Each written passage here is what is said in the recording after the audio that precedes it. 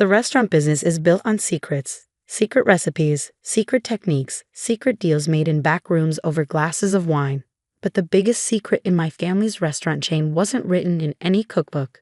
It was the truth about who really created our success. I'm Elena Romano, former executive chef and now ex-CCO of Romano's Italian Kitchen, a chain of restaurants my family built from a single neighborhood trattoria into a regional empire. At least that's what the official story says. The truth, like most family stories, is more complicated. It started in my grandmother's kitchen 50 years ago. Nonna Maria didn't just cook food, she created magic. Her tomato sauce was legendary in our Little Italy neighborhood, people lining up around the block just to get a taste. The recipe was her closely guarded secret, passed down from her mother in Naples, or so everyone thought. The reality? Nonna Maria created that sauce recipe herself, experimenting late at night after long days working in other people's restaurants. I know because I was there, perched on a kitchen stool at age 8, watching her add pinches of this and dashes of that, taking careful notes in my little notebook. Remember piccola? She'd say in her thick Italian accent, a recipe is more than ingredients. It's love, it's timing, it's knowing when to follow the rules and when to break them. By the time I was 12, I knew that sauce recipe better than my own name. Nonna Maria made sure of it, teaching me every subtle variation, every seasonal adjustment. My father Thomas, her only son, was too busy with the business side to learn. My brother Marco was more interested in playing restaurant owner than learning to cook. The sauce is the heart of everything, Nonna would tell me. Without it, we're just another Italian restaurant. With it, we're Romano's. She was right. When my father opened the first Romano's Italian Kitchen in 1985, it was Nonna's sauce that made us special. As we expanded to more locations, that sauce remained our signature, our secret weapon. Every batch had to be made by either Nonna Maria or, increasingly as she got older, by me. The business grew rapidly through the 1990s and early 2000s. 5 locations became 10, then 15. My father handled the business expansion, Marco glad-handed with investors, and I ran the kitchens, protecting the quality of our food, especially that sauce. Nonna Maria passed away in 2015, leaving me as the only person who knew the complete recipe. All our other chefs had versions of it, but never the whole thing. Key ingredients were pre-mixed at our commissary kitchen. Certain steps were kept deliberately vague in the manual. It was safer that way, Dad always said. Can't risk our secret getting out. What nobody knew was that Nonna had legally transferred ownership of the recipe to me years before she died. The sauce belongs to the cook, she'd said, making me promise to protect it. I filed the paperwork away, never thinking I'd need it. Then Dad had his heart attack. It was sudden, massive, leaving no time for goodbyes or final instructions. One minute he was complaining about the cost of imported olive oil. The next he was gone. The family was devastated, but business doesn't stop for grief. I thought the succession plan was clear. I've been effectively running operations for years, maintaining our quality standards while introducing new menu items that kept us current.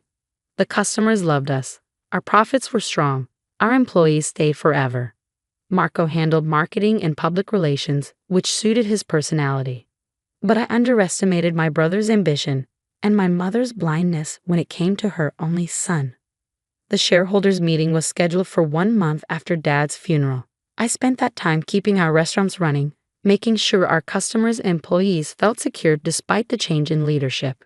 Marco spent it lobbying board members and making deals. I should have seen it coming.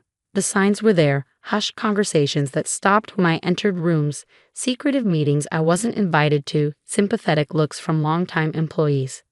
But I was grieving, distracted, still believing in family loyalty. The meeting started normally enough. Standard reports, financial updates, moment of silence for Dad. Then Marco stood up to present his vision for the future. Romano's needs to evolve, he announced, pacing the conference room like he was giving a TED talk. We need to think bigger, expand faster. Push into new markets, streamline operations, maximize profitability. I felt a chill as he outlined his plans. Cheaper ingredients to cut food costs. Simplified menu to reduce kitchen complexity. Pre-made sauces from a commercial manufacturer to ensure consistency. But the sauce, I started to protest. is a relic of the past. Marco cut me off smoothly. Charming family history, but not scalable. Modern restaurants need modern solutions. I looked around the room, seeing heads nodding. Even my mother, who'd practically lived on Nana's cooking, seemed convinced. Furthermore, Marco continued, this transition requires strong, pragmatic leadership. Someone who can make tough decisions without being emotionally attached to outdated methods. And there it was, the knife sliding between my ribs with surgical precision. The vote was quick, clinical. Marco as CEO, supported by a new executive team of his choosing. My position as COO would be eliminated, replaced by a streamlined management structure. You'll be taken care of course, Marco said afterward, all fraternal concern. A generous severance package, consulting fees. Maybe you could write a cookbook. I sat there, numb, as he outlined my professional funeral. Mother patted my hand, murmuring about how this was for the best, how I could finally have a life outside the restaurants. They didn't understand. The restaurants were my life. That sauce was my heritage, my connection to Nana Maria, the heart of everything we'd built. I left the meeting in a daze, barely registering the sympathetic glances from employees who'd already heard the news. In my office, I stared at the old photos on the wall, Nana Maria and me in the original kitchen, Dad cutting the ribbon at our 10th location, family celebrations marked by food and laughter. My phone buzzed with a text from Marco. Need you to transfer all recipes and procedures to new corporate chef by Friday, especially the sauce details. Time to pass the torch. That emoji felt like a slap. He thought he'd won, thought he could just take everything our family had built and turn it into another soulless chain restaurant. He'd forgotten one crucial detail, something Nana Maria had taught me long ago in that tiny kitchen. Some secrets are worth keeping. Some recipes belong to the cook. I opened my desk drawer and pulled out a folder I hadn't looked at in years. Inside was a document filed with the patent office the year before Nana died. A legal registration of intellectual property signed by Maria Romano and witnessed by her lawyer. My hands didn't shake as I took a photo of the document and sent it to our family lawyer, Mr. Rossi. His response came within minutes. Meeting tomorrow, 9 a.m. Don't sign anything. Don't give anyone any recipes. I looked around my office at the life I'd helped build, the legacy they wanted to erase. Marco thought he was getting everything. He was about to learn that some things can't be bought, sold, or stolen. Even the best sauce needs time to simmer. Mr. Rossi's office hadn't changed in 20 years. Same leather chairs, same photos of Italian landscapes, same faint smell of espresso. But this morning, something was different. Maybe it was the extra people in the room. Along with Mr. Rossi, there was a patent attorney, a restaurant industry consultant, and surprisingly, Tony Martelli, our head of operations who'd been with us since the first location opened. Thank you all for coming, Mr. Rossi began, sliding on his reading glasses. We have an interesting situation here. Interesting was an understatement. Over the next hour, the patent attorney confirmed what Nana Maria had set up years ago. The sauce recipe wasn't just a family secret. It was a registered trade secret, legally assigned to me. The restaurant chain had been licensing it all this time through a separate company Nana had created, with me as the sole owner. Your grandmother was quite clever, the patent attorney said, reviewing the documents. She structured this to protect both the recipe and your position in the company. The licensing agreement requires the sauce to be produced under your direct supervision, using your approved methods. Tony cleared his throat. That explains why she always insisted Elena oversee sauce production, even after we grew to 15 locations. The restaurant consultant, a sharp-eyed woman named Sarah Chen, had been studying our financial reports. The sauce isn't just your signature item, she said, looking up. It's the foundation of your entire menu. Marinara, vodka sauce, the special Sunday gravy. They all start with this base. Without it, we're just another Italian chain. I finished echoing Nana's words from so long ago. Mr. Rossi leaned forward. Marco has called an emergency board meeting for tomorrow morning. He's planning to announce his new partnership with national food distributors to supply pre-made sauces to all locations. My stomach turned at the thought of our restaurants serving mass-produced sauce from a factory. Can he do that? Not without breaching the licensing agreement, the patent attorney said, which would allow you to withdraw permission to use the recipe at all. That would cripple the business, Tommy warned. Our customers come for that sauce. They can taste the difference. Exactly, Sarah nodded.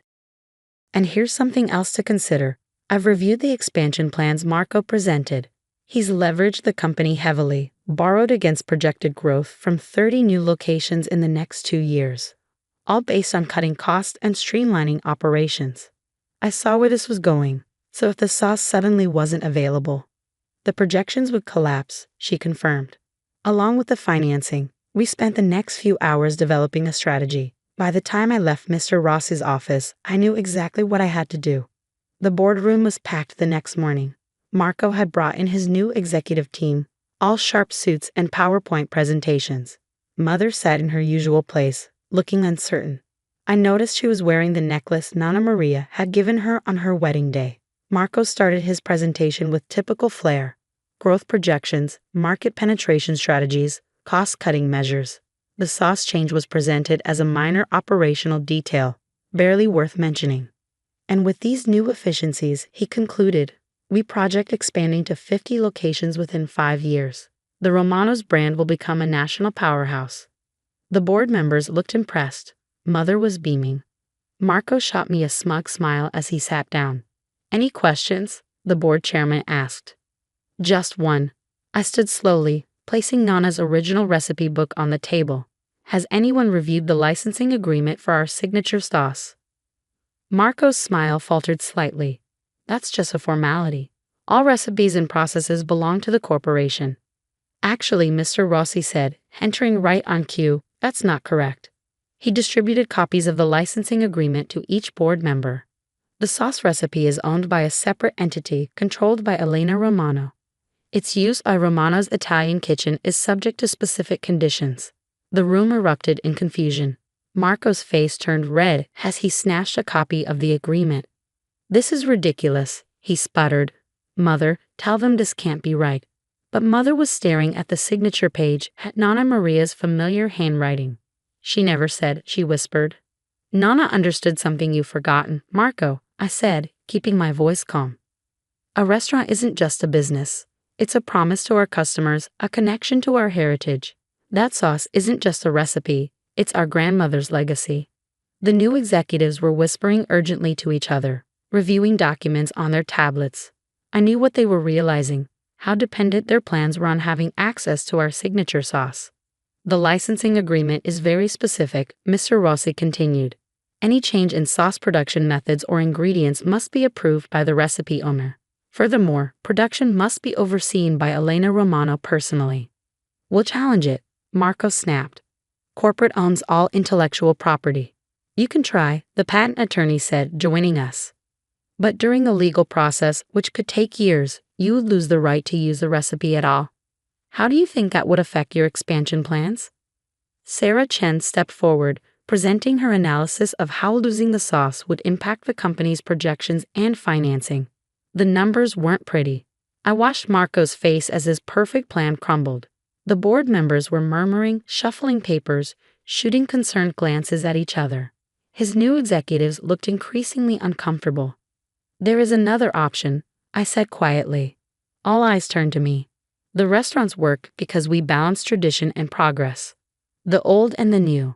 I've spent years modernizing our kitchens, improving efficiency while protecting quality.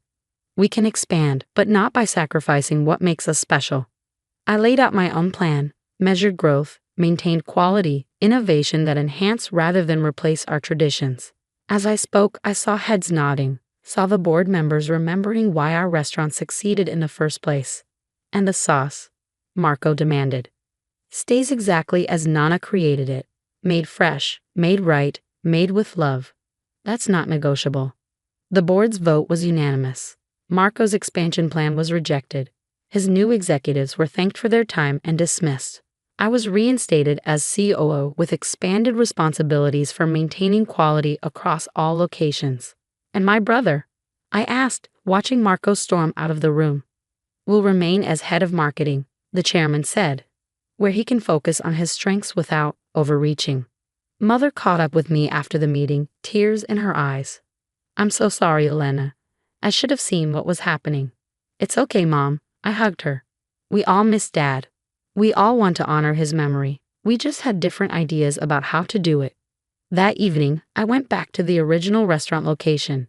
The dinner rush was over, but the kitchen was still warm, filled with the familiar scent of simmering sauce. Tommy was there, checking inventory like he'd done thousands of times before. Just like old times, he smiled. "You know, your grandmother told me this would happen someday. Said Marco had your father's ambition, but not his heart. Said you had her spirit, the soul of a true cook." I opened Nana's recipe book, running my fingers over her handwritten notes.